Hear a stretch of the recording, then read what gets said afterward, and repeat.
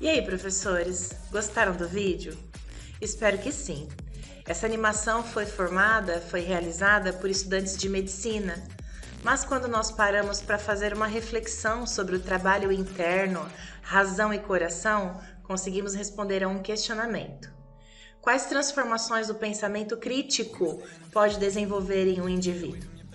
Pensando em nossos estudantes, quando eles são capacitados a ter um pensamento crítico, sabemos que eles tornam-se mais sábios, com decisões mais certeiras e ganham muito maior autonomia. Concordam comigo? Então eu tenho aqui algumas questões disparadoras que vocês realizarão como uma autoavaliação de seus conhecimentos prévios. A primeira pergunta: você acredita que é possível ensinar a pensar? Enquanto professor, como você ensina? E terceira e última pergunta: quais são os 3 grandes domínios que utilizamos para classificar a aprendizagem? Vamos para a nossa formação.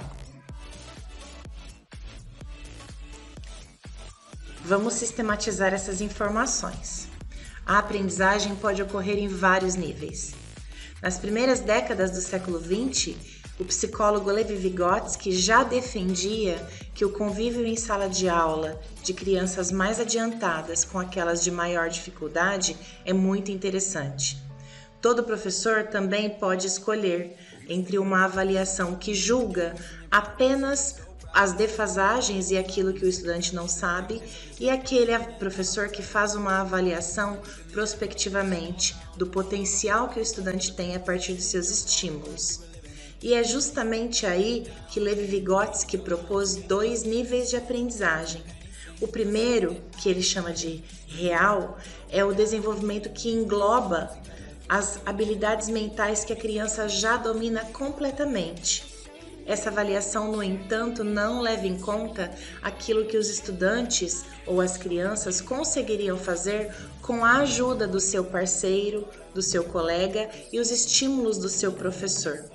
E é justamente aí nessa distância que Levi Vygotsky chama de desenvolvimento proximal, aquele em que, com assistência, o estudante pode avançar em sua aprendizagem. Portanto, a aprendizagem é considerada um fenômeno plural que vai ocorrer simultânea e interativamente, e em 3 domínios que estudaremos em breve. Para contextualizarmos estas informações e mais algumas, assistam a esta animação. E hoje vamos estudar sobre taxonomia de Bloom, uma ação do MMR da nossa diretoria de Birigui. Certamente você já ouviu falar sobre o termo taxonomia de Bloom, ensino por hierarquização que classifica diferentes níveis de cognição e pensamento humanos para aprendizagem, raciocínio e compreensão. A taxonomia é utilizada para guiar e desenvolver o currículo, avaliações e estratégias pedagógicas. Mas você sabe que ela pode ser uma ferramenta efetiva na aprendizagem? Realizaremos agora uma breve retomada sobre a taxonomia de Bloom, criada na década de 50 por um grupo de psicólogos liderados por Benjamin Samuel Bloom. Ela se divide em 6 níveis, sendo eles conhecimento, compreensão e aplicação, que indicam os degraus mais fáceis do processo cognitivo, também chamados de habilidades de pensamento de ordem inferior. E 3 degraus mais altos, análise, síntese e avaliação, que referem-se às habilidades de pensamento de ordem superior, incluindo abstração, pensamento metacognitivo e crítico. Podemos ilustrar a taxonomia como uma escalada de uma montanha, ou uma escada em que se estabelecem níveis e objetivos de aprendizagem ao desenvolver nos estudantes experiências e pensamentos mais complexos. A taxonomia tornou-se o modelo de ensino mais importante para estruturar processos de aprendizagem dos estudantes. Em 1990, a teoria de Bloom foi atualizada por Cathroy e Anderson, de modo que sua apresentação ficasse mais relevante e adequada ao século XXI. Uma das principais mudanças foi a atualização de substantivos por verbos de ação e a posição e diferenciação de pensamentos associados à base anterior de cada nível para executar uma ação. Por exemplo, Conhecimento foi substituído pelo verbo recordar e análise foi trocado pelo verbo analisar. Eles também reorganizaram os dois últimos degraus. A avaliação, que anteriormente estava no topo, foi colocada para baixo como verbo avaliar, e o verbo criar ficou no topo. Por esse modelo, os educadores têm diversos verbos, questões e estratégias institucionais que podem ser associadas aos diferentes níveis de aprendizagem. Recentemente, outros formatos também se referem à taxonomia de Bloom, como gomos de uma laranja ou 6 roldanas de uma engrenagem, que interligados representam um sistema em que o criar é dependente dos demais aspectos. Ou ainda uma pirâmide invertida com ênfase nos pensamentos de ordem superior. Todos esses verbos da taxonomia, quando desenvolvidos intencionalmente, promovem habilidades necessárias aos estudantes do século XXI, que são a comunicação, colaboração, criatividade e pensamento crítico. Agora que já revisamos um pouco da taxonomia de Bloom, vamos nos aprofundar nos estudos de nosso currículo. Até mais!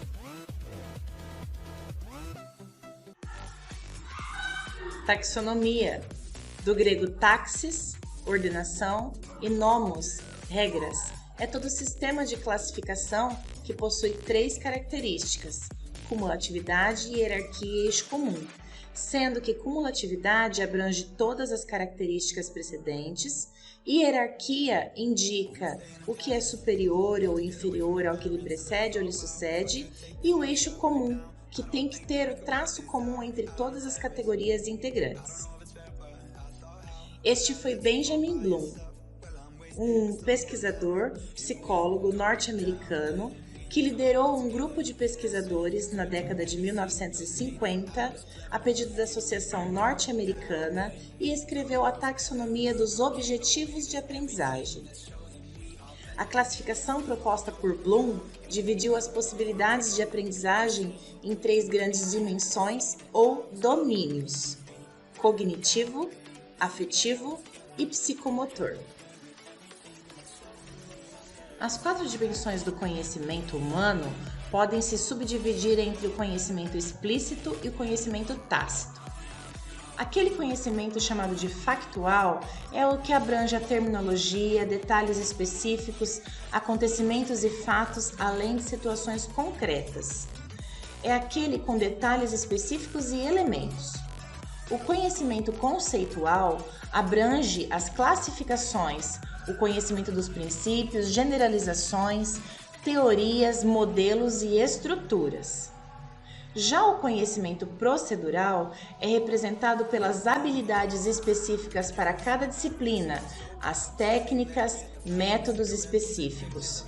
E o conhecimento metacognitivo contém ideias de conhecimento estratégico, conhecimento sobre tarefas cognitivas, incluindo um contexto apropriado, o conhecimento condicional e principalmente o autoconhecimento e a autocrítica. Mas será necessário ao aluno praticar e adquirir separadamente os conhecimentos factuais mais básicos antes de analisar e aplicar demais conhecimentos numa hierarquia? A resposta é não. Adotar atividades que promovam pensamento crítico pode beneficiar a aprendizagem mais do que gastar a maior parte do tempo da aula a ensinar fatos básicos. Portanto, percebemos que a prática da recuperação, quando envolve questões de alto nível ou as mistas, aumenta a aprendizagem do alto nível e assim faz com que os estudantes atinjam mais rapidamente o seu desenvolvimento proximal. A taxonomia de Bloom do domínio cognitivo é estruturada em níveis de complexidade crescente, do mais simples ao mais complexo. Isso significa que, para que um estudante adquira uma nova habilidade que pertence ao próximo nível, ele deve ter dominado e adquirido a habilidade do nível anterior. E vocês sabem por que nós utilizamos a taxonomia no currículo paulista? Ela é uma ferramenta poderosa para planejamento das nossas aulas. E para Libânio, o planejamento é uma tarefa docente que inclui tanto a previsão de atividades em termos de organização, quanto os objetivos propostos, a adequação e o decorrer de todo o processo. Então, planejar aulas é um instrumento para o professor definir suas estratégias. É uma forma de descrever o grau que queremos que os alunos entendam e usem conceitos, e assim demonstrem suas habilidades específicas, seus valores, atitudes e interesses afetados, como cidadãos que pensam criticamente. É importante frisar que a taxonomia não é a avaliação do conhecimento, mas sim os resultados da aprendizagem. Os processos caracterizados pela taxonomia devem representar resultados, ou seja, cada categoria representa o que o indivíduo aprende e não o que ele já sabe. E aprender é processo. Os processos são cumulativos. Uma categoria cognitiva depende da anterior, que por sua vez dará suporte à seguinte. As referidas categorias se organizam em um gradiente, em termos de complexidade de processos mentais. Em outras palavras, podemos dizer que, para que os estudantes alcancem o nível de desenvolvimento potencial, alguém mais apto deve desafiá-los cognitiva, linguisticamente, de forma que esses sejam capazes de extrapolar a zona de desenvolvimento atual rumo a uma abordagem significativa e pensamento crítico, e assim estarem preparados para o sucesso, futuro e mundo do trabalho. Bloom apresenta uma divisão em 3 domínios. O domínio cognitivo, das habilidades mentais, competência técnica, que abrange a aprendizagem intelectual. O domínio afetivo, de sentimentos, manifestações emocionais, atitudes, que abrange aspectos de sensibilização e valores. E o domínio psicomotor, que abrange habilidades manuais ou físicas, com a execução de tarefas que envolvem o aparelho motor. O foco de nosso estudo hoje para a educação estará no domínio cognitivo. Mas como trabalhar a taxonomia de Bloom em sala de aula? Bem, é possível aplicar os verbos para trabalhar habilidades de pensamento de ordem inferior ou verbos para criar habilidades de pensamento de ordem superior, como nessa demonstração mais comum da pirâmide de Bloom, e ainda encontrá-la apresentada no formato de uma roda, lembrando que o nosso currículo é trabalhado de maneira espiral. A ideia central da taxonomia é definir os objetivos de aprendizagem numa hierarquia, porém com interdependência. Os verbos no infinitivo deverão explicitar a operação de pensamento que se pretende que o estudante desenvolva e, assim, se torne competente no topo dessa pirâmide. Segundo Bloom, o pensamento de ordem inferior se divide em conhecimento, compreensão e aplicação, com as habilidades de lembrar informações, compreender e dar significado e utilizar informações, métodos e conteúdos em situações completas. Já as habilidades de ordem superior se subdividem entre análise, síntese e avaliação, que é a habilidade de subdividir o conteúdo em outras partes menores para entender o seu final, agregar e juntar partes para criar um novo todo e ainda julgar o valor do material, proposta, pesquisa e um propósito específico. Embora exista uma hierarquização desses saberes, as habilidades de pensamento inferior e as habilidades de pensamento de ordem superior caminham juntas na aplicação desses conhecimentos. Portanto, questões que pedem o lembrar e compreender são as de baixo nível de complexidade, adequadas para classificar, diagnosticar pontos fracos e fortes, rever ou sedimentar conteúdos, a fim de que, então, os estudantes possam aceder para perguntas de alto nível que exijam aplicações mais complexas, análises, avaliações criação, adequadas para promover o pensamento aprofundado, a solução de problemas, debates e pesquisas autônomas. Com as atualizações e tantas informações novas, Anderson e Cathro publicaram uma revisão da taxonomia de Bloom no ano de 2001, justamente onde demonstraram que não necessariamente uma etapa do conhecimento estará subordinada a outra. Também realizaram alterações no nível do processo cognitivo, permutando as duas últimas etapas do avaliar e criar. Portanto, a apresentação original de Bloom de 1956 foi revisada e reapresentada no ano de 2001 com a utilização dos verbos para indicar os pensamentos de ordem inferior e ordem superior. Anderson e Cathro, em 2001, também identificaram que os verbos e os substantivos devem ser tratados enquanto dimensões diferentes. Os verbos referem-se ao como os alunos devem aprender e os substantivos ao o que esse aprendizado consolidará.